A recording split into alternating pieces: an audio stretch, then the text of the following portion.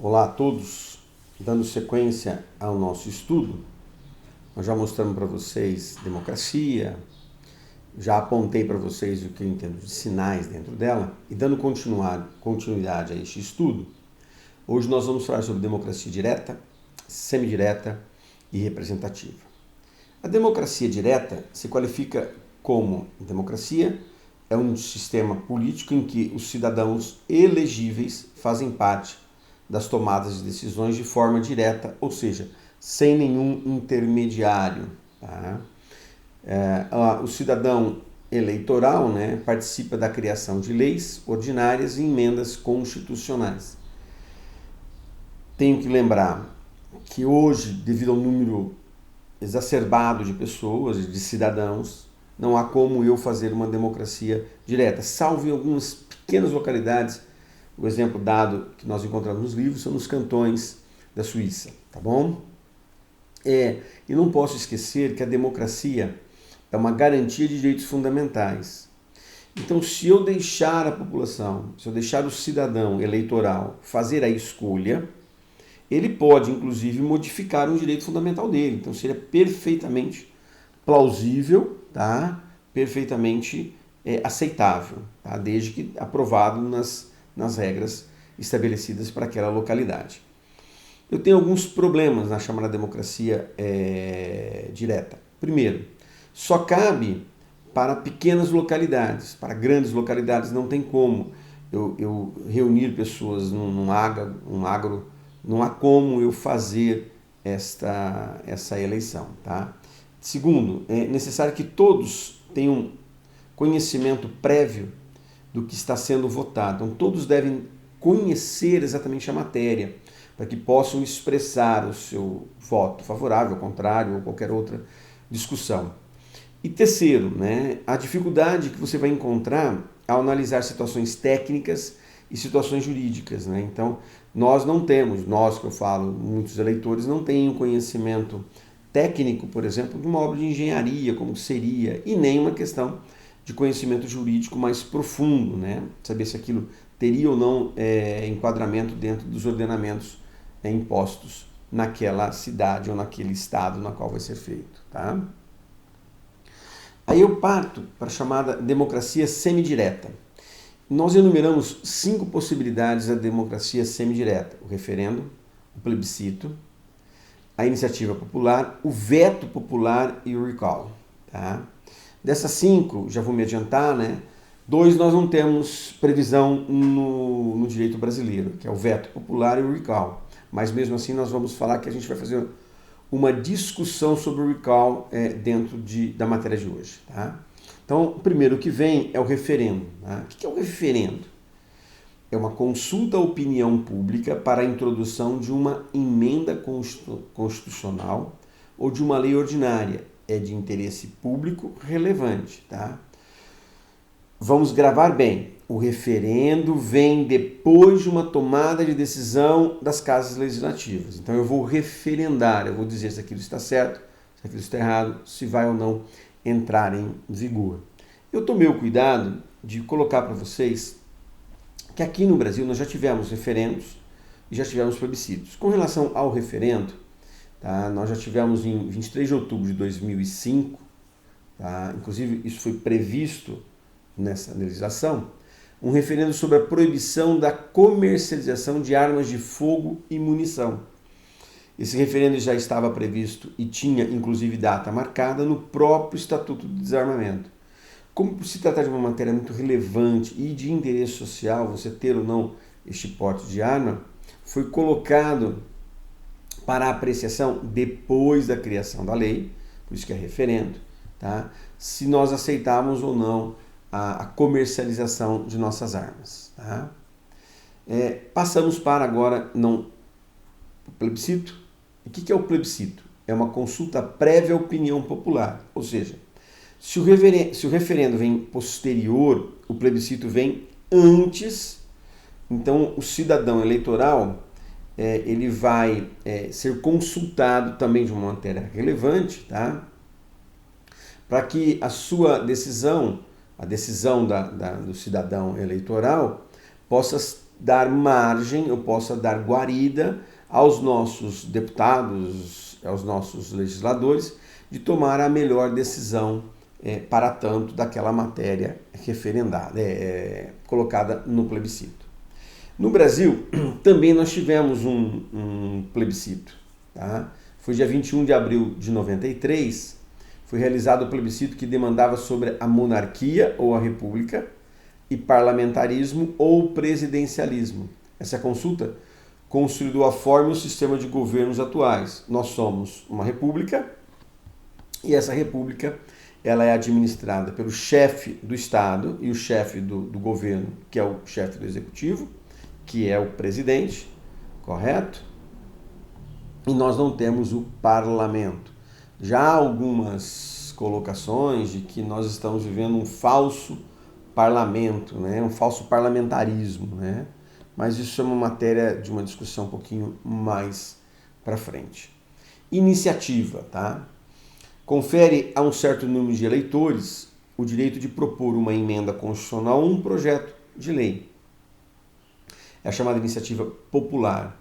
Então, no Brasil, ela é prevista na nossa Constituição, lá no seu artigo 61, que diz assim: a iniciativa das leis complementares e ordinárias cabe, né, inclusive aos cidadãos, na forma e nos casos previstos nessa Constituição. Lá no parágrafo 2º diz assim: a iniciativa popular pode ser exercida pela apresentação à Câmara dos Deputados de projeto de lei subscrito por, no mínimo, 1% do eleitorado nacional, distribuído pelo menos em 5 estados, com não menos de 0,3% dos eleitores de cada estado. Então é difícil, é complicado, porque eu tenho que ter a aprovação de pelo menos 5 estados, a somatória dos 5 deve dar pelo menos 1% do eleitorado nacional, e em cada estado eu tenho que ter no mínimo 0,3% de cada estado dos seus eleitores, né? Então, no estado tem 100 eleitores, eu vou ter 3 eleitores ali que devam se manifestar a favorável, correto? No Brasil, nós também tivemos uma que foi muito marcante, né, nas redes sociais, e inclusive era objeto de uma novela, né, que é a Lei 8.930 de 1994, que é o chamado caso Daniela Pérez, que criou os chamados crimes hediondos. Tá? Os crimes hediondos são crimes bárbaros que vêm a afrontar tão mal para a sociedade, né, que é tão violento para a sociedade. Neste caso aqui, a Daniela Pérez, para quem não se recorda, ela foi morta por tesouradas, né? Era um casal de namorado, inclusive um moço era o artista, era contratado da televisão que fazia o papel junto com a Daniela Pérez na novela, né? E aí um belo de um dia, ele e a namorada marcam de se encontrar e a namorada é muito ciumenta, vem a tesourar a Daniela Pérez, e sua mãe, a Glória Pérez, fez uma campanha e conseguiu, através de uma iniciativa popular, criar aqui uma lei para que fosse considerado crimes hediondos, os crimes chamados bárbaros. Tá? Só uma curiosidade que a gente tem que deixar bem claro, não é porque houve uma iniciativa popular que se vai ser transformado em lei. Tá? Não é porque houve um pedido de emenda constitucional vai ser transformado em lei. Eles precisam passar pelas casas legislativas normalmente. O trâmite legal tem que ser feito, né? O trâmite legislativo para se transformar em lei tem que ser seguido. Pode, inclusive, não virar. Isso é uma situação. E os dois últimos, nós temos o chamado veto popular, que quando da criação da Constituição Federal, em seu primeiro turno, ele foi criado, ele foi aceito.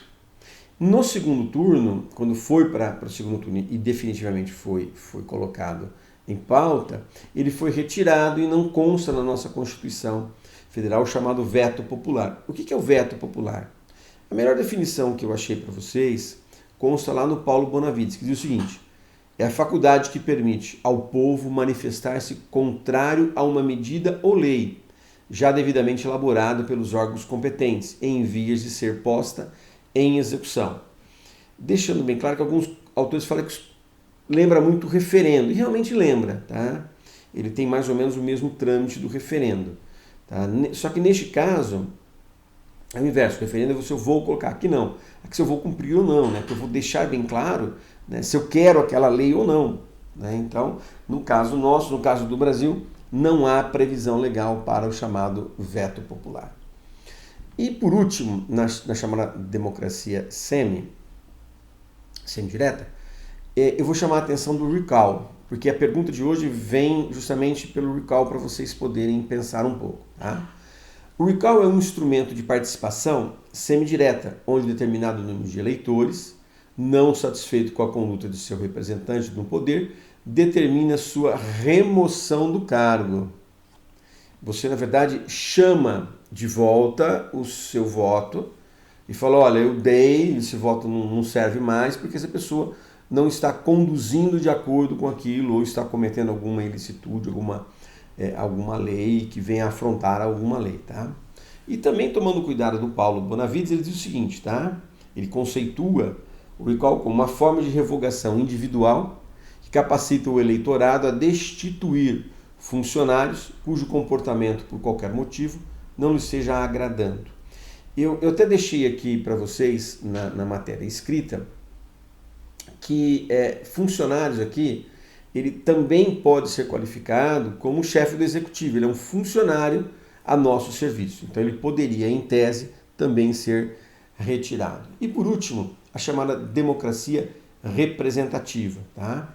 Que é o exercício do poder político pela população eleitoral, feita de maneira indireta, mas através de seus representantes, por si designados, com mandato para atuar em seu nome e por sua autoridade, isto é, legitimados pela soberania popular. Ou seja, nós escolhemos alguém que em nosso nome vai nos representar. Só que aqui, na democracia representativa, eu coloquei 3 observações, tá?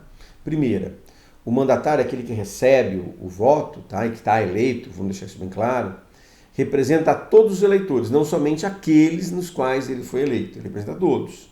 Segundo, o mandatário tem autonomia e independência.